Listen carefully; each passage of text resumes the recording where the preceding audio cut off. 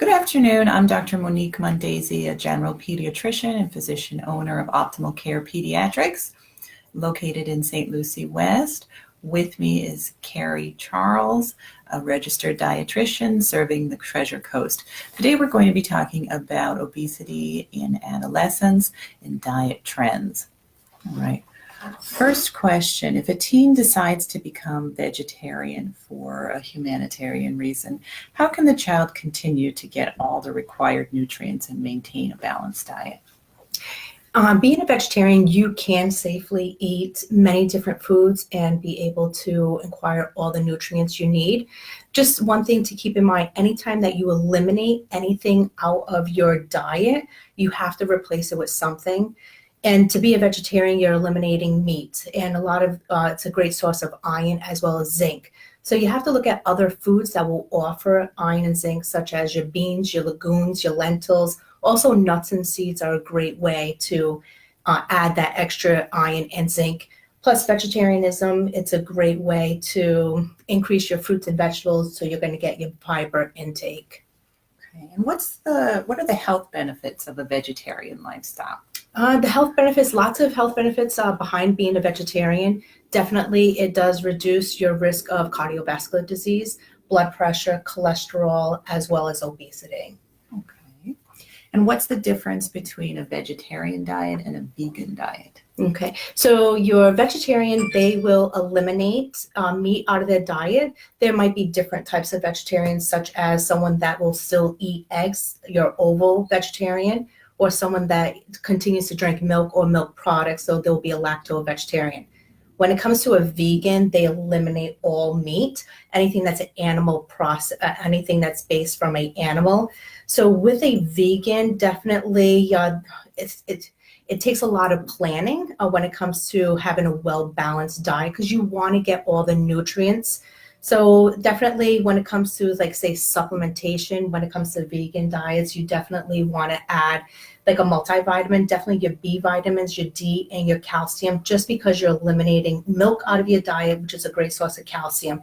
And especially at this age with an adolescent, it's all about growth and development. So by you eliminating these nutrients your body needs, that's where you get deficiencies. And in other countries, we'll notice that children, they might not grow as tall as they should by eliminating certain nutrients out of their diet.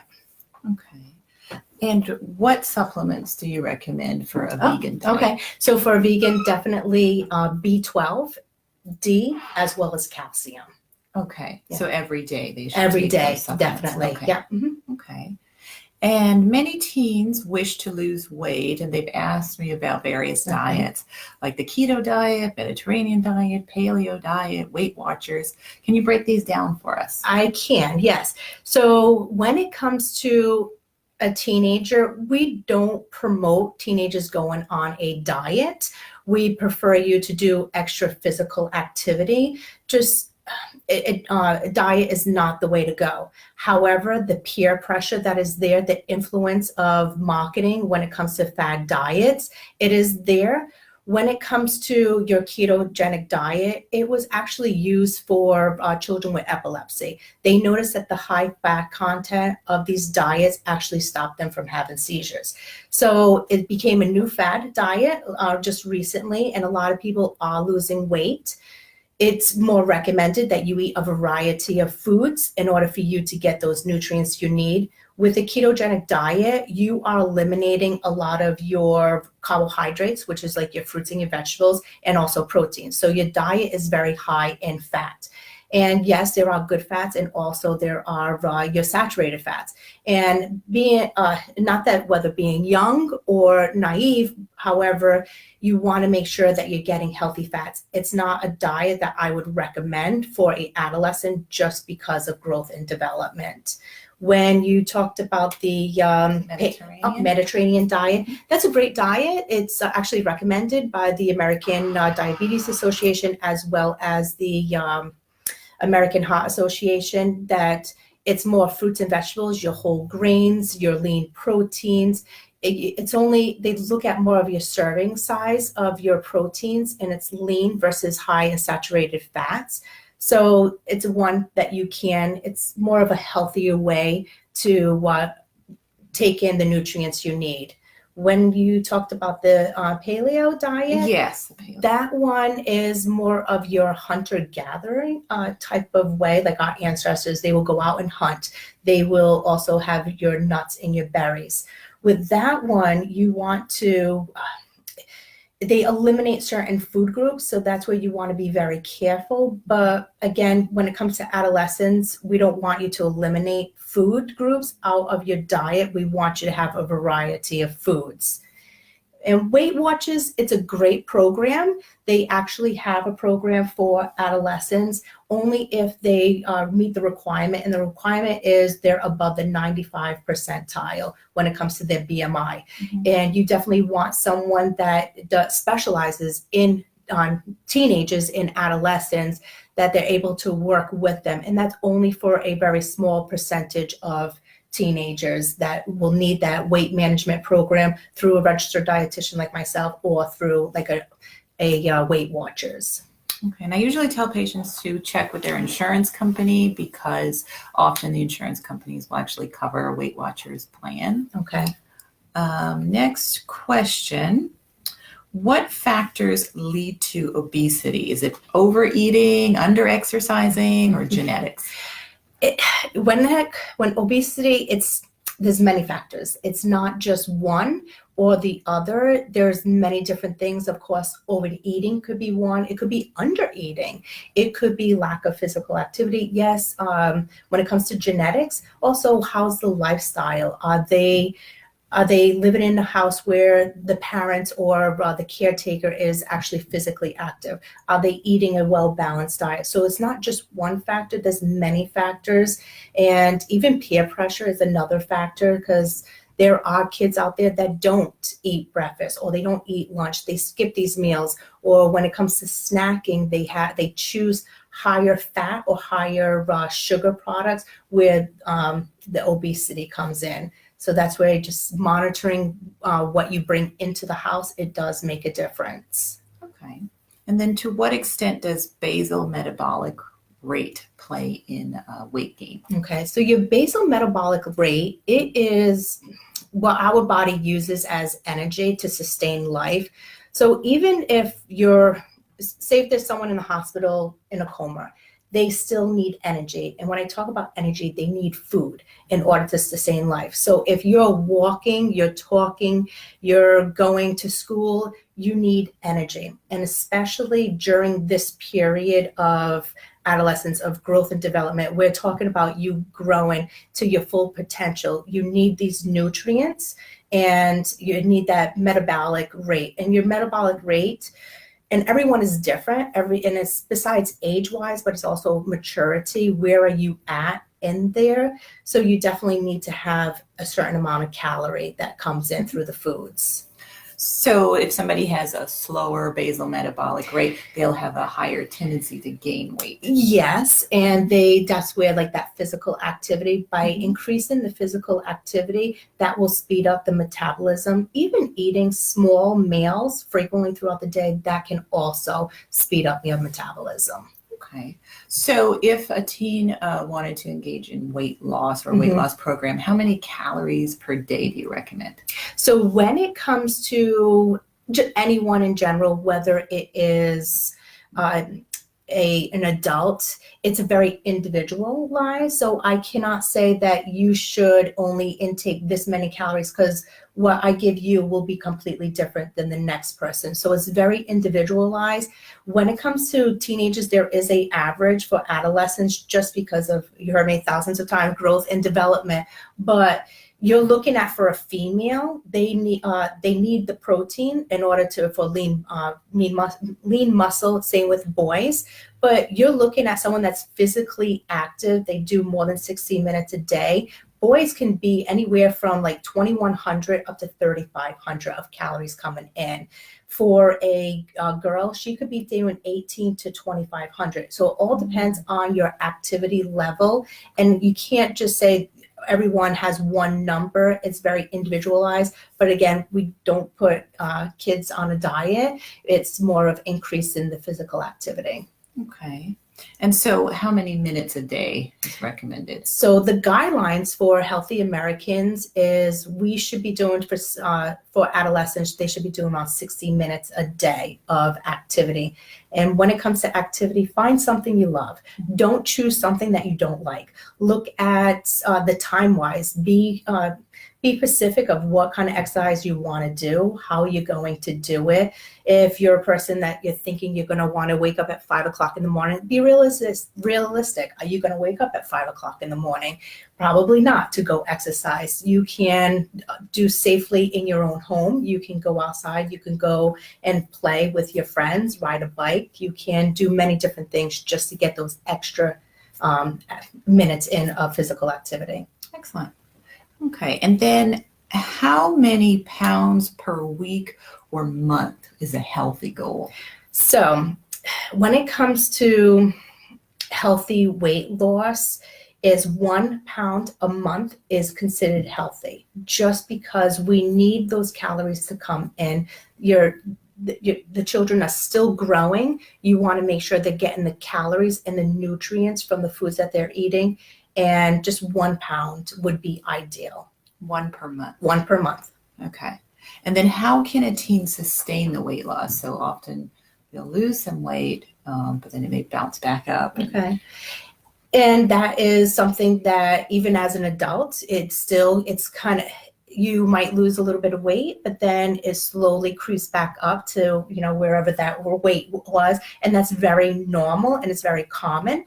But definitely by adding more fruits and vegetables to your diet, just even 1 extra serving, that will keep you fuller for longer. You're getting the vitamins that your body needs, but also by having that, when it comes to snacking, we don't want to discourage snacking. We want to make sure there's healthful snacks. So by having that healthy snack will actually keep you full. You get the fiber and the vitamins, and that's where that weight loss will be able to stay. You'll be able to maintain it by adding fruits and vegetables. Okay, so it's still making good choices. Making good choices makes a big thing. Yeah.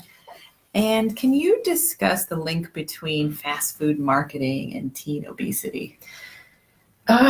When it comes to, and as a parent, if you're driving to your to school to drop off your kids, or even if your kids ride the school bus, as they drive to school, there's probably going to be at least 5 different fast food restaurants that they're driving past before they get to school. Also, we live very busy lives, whether it's a mom and dad both work or a single parent. It's very quick and easy. Nowadays at fast food restaurants, there are healthy choices there. So doesn't mean that every time you go to a certain fast food drive-through restaurant that you have to choose the French fries or the hamburger. You can have other options. It doesn't have to be fried. So you can have a side salad. You can have fresh fruit. So there are options. So they are definitely, listening to what the American people want, and they are offering those other foods just because of the epidemic of obesity. So, okay. And what role do soda and coffee drinks play in weight gain? Okay. With soda, whether it's regular soda or diet soda, the thing is that once someone starts drinking soda, they're starting to eliminate other drinks that have nutritional value.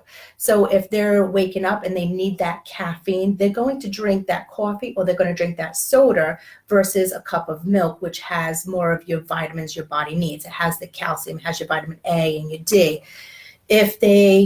We would prefer them not have any of those products. If they were, I still think you shouldn't have those products, but definitely water is a great alternative. If you wanted to have 100% fruit juice, or even milk are a better option than the soda. To get back to obesity, just because of that added sugar, it's just going to be extra calories that's coming in, and it's just going to lead to weight gain. Yeah, what I usually tell patients is that it's almost like drinking a meal and then you're eating a meal. So you get twice as much when you're having soda as part of your meal. And another high calorie drink are those the coffee bar drinks. I'm not going to name a specific coffee bar, but if you look on the menu, it will say 400 calories, 600 calories, and then they'll ask if you want whipped cream on top of it. So you can essentially get a whole meal in that drink. Yes. So definitely look at the calories when you're ordering, and not saying to totally eliminate it, but in smaller quantities or just making more frequency. Healthy choices. Be mindful of what you're eating. Just look at the menu. Do I really need this? Is this going to give my body what it needs in order to, to grow, to develop? And besides your bones, we're also talking about your brain health as well. It does make a difference eating meals and not skipping. And how can a teen get more fruit or veggies in their diet if they're constantly on the go? Because that's what I hear a lot is, well, I'm so busy that I just grab whatever. Yeah.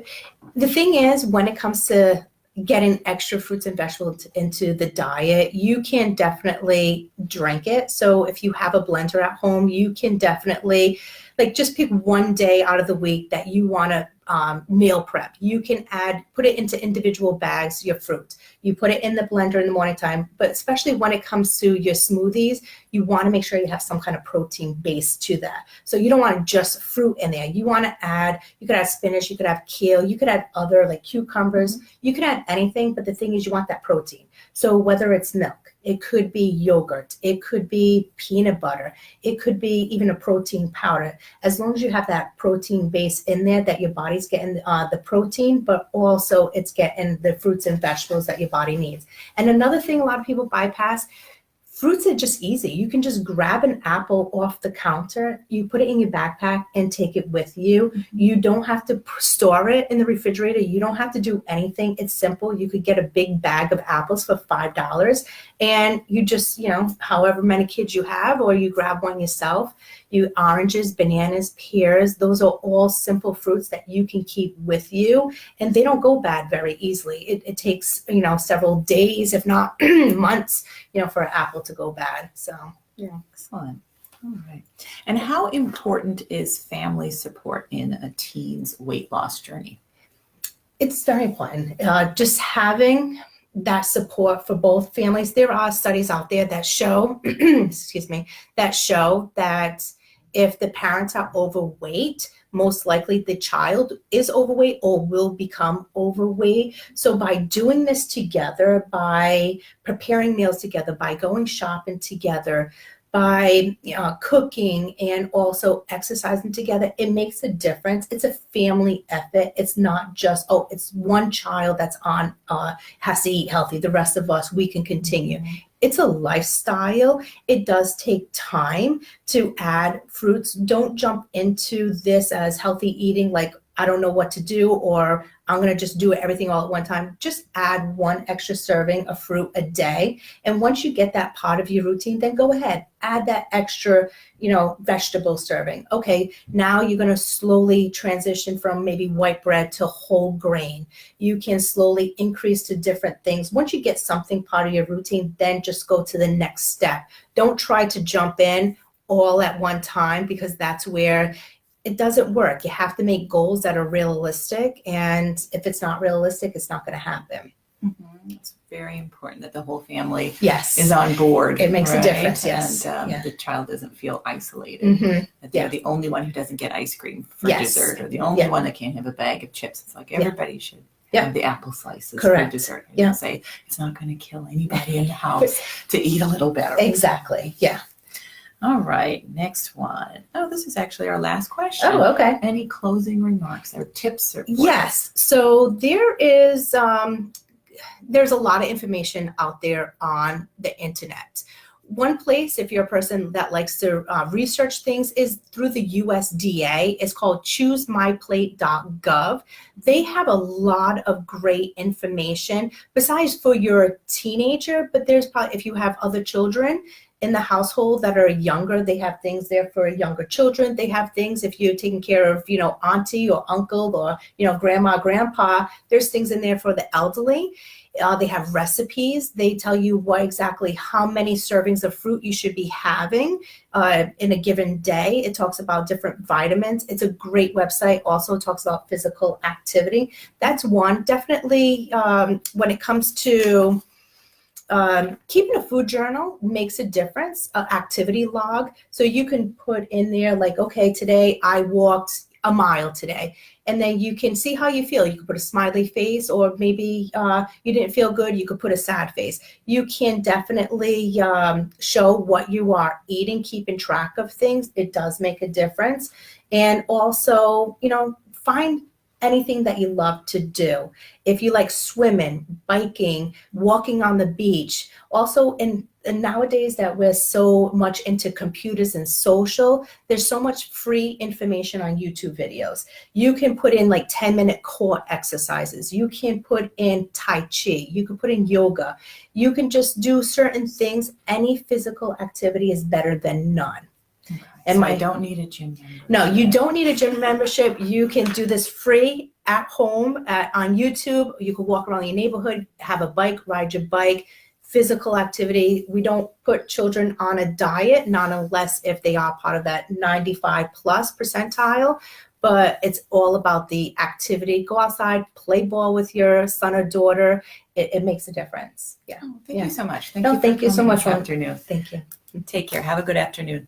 Bye.